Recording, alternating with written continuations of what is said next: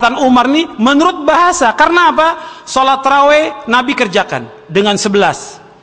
Yang kedua, Nabi kerjakan di waktu malam ba'da isya.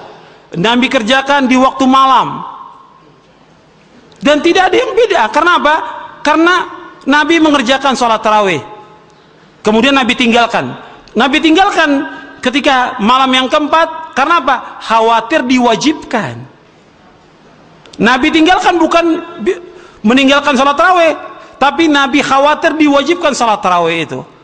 Khasyitu an tufrada alaikum salatul lail. Yang kedua, sebentar. Yang kedua, bahwa Nabi mengerjakan di waktu malam di bulan Ramadan. Yang Umar katakan bid'ah itu juga tentang masalah bahasa, karena di awal khilafah Abu Bakar tidak diadakan dengan berjamaah. Di awal khilafah Umar tidak diadakan. Kemudian ketika Umar masuk masjid, berpecah-pecah sahabat, ada yang 2 orang, ada yang 3 orang, ada yang 5 orang. Kata Umar bin Khattab radhiyallahu anhu, sebaiknya dengan 1 imam.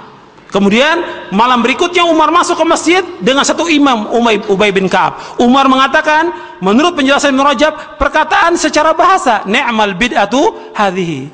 Perkataan sahabat dijelaskan oleh ulama, bukan oleh kita, bukan ra'yu kita, bukan ra'yu antum. Ini ulama Ibnu Rajab yang menjelaskan. Assalamualaikum warahmatullahi wabarakatuh. Tentang kaidah kelima, di sana ada taslimullah wa rasulihi dan seterusnya sampai pada wala musyaitin wala ilahi. Dalam menafsirkan ayat atau as-sunnah, kita lihat beberapa kalangan ulama terlihat antara satu dan yang lain terlihat berbeda. Seperti Imam Syafi'i sendiri ada istilah qaul qadim dan qaul jadid.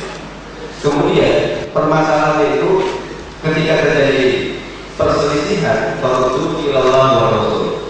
Kemudian kita kembalikan kepada Allah dan Rasul. Artinya ada satu pendapat imam yang kita pegang. Apakah itu termasuk taslim atau ketika ada perselisihan itu kemudian kita kembalikan Quran dan Sunnah, kemudian kita berpikir sendiri, padahal mereka yang menafsirkan itu adalah para peneliti Quran. Itu yang pertama. Yang kedua, setelah membaca istilah tentang naskah ini, kemudian kita kembalikan kepada meneladani Rasulullah di dalam berdakwah bahwa ada kaitan-kaitan tertentu. Para salafus saleh radhiyallahu anhum mereka telah sampai pada satu jenjang tertentu, yakni Allah memberikan kekuasaan dunia dan akhirat. Dunia berupa terwujudnya kekuasaan khilafah dipersingkat Pak, dipersingkat.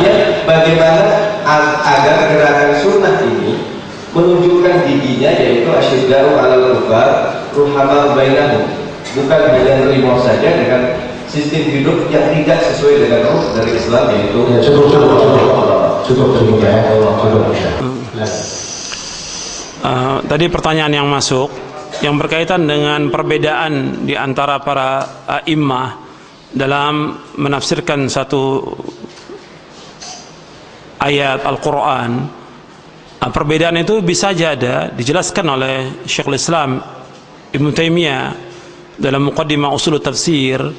Artinya tidak boleh orang membuat tafsir 2 menjadi 3 atau 4 atau 5. Kita tinggal mengambil yang rajih dari 2 pendapat itu, dari 2 dalil atau 2 tafsir dari sahabat. Ada 3 atau ada 4, diambil yang paling rajih dari 3 pendapat itu dengan athar yang kuat. Itu dijelaskan.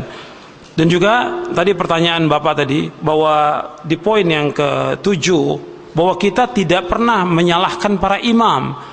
Tapi ingat bahwa sebagai anak Adam, para imam juga mempunyai kekeliruan, punya kesalahan sebagaimana kita. Nabi bersabda, kullu bani Adam khata' wa khairul khata'in at-tawwabun. Setiap anak Adam pernah berbuat salah, setiap yang bertaubat. Hatta Imam Syafi'i sendiri mengakui, kalau seandainya pendapatku yang keliru, buang pendapatku. Oh, ada pendapat Imam Syafi'i yang Imam Syafi'i juga mengatakan keliru. Ada qaul qadim, ada qaul jadid. Ada qaul qadim, ada qaul jadid. Begitu juga imam-imam yang lain yang dia keliru kemudian dia rujuk dan kembali kepada Allah. Jadi ada, itu wajar. pendapat para imam. Terkadang dia nulis, dia salah, kemudian suatu waktu dia katakan pendapat yang dulu aku pegang itu salah. Banyak semua para imam. Iya, iya. Ulama sudah diragukan kayak begini, dan dampaknya kepada umat, kita percaya kepada pasti. Oh tidak, kita tetap menghormati mereka. Mereka tetap ada kekeliruan, wajar sebagai manusia. Wajib kita hormati, kan saya sebutkan di sini bahwa kita tetap menghormati mereka, mendoakan mereka dengan kebaikan.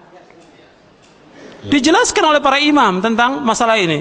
Hatta Syekhul Islam juga menjelaskan tentang dalam kitabnya yang berkaitan dengan masalah ini. Kemudian yang terakhir, ikhwan fillah, azakumullah, seperti yang tadi disebutkan oleh penanya, bahwa bagaimana seorang itu bisa mendapatkan kekuasaan di muka bumi ini.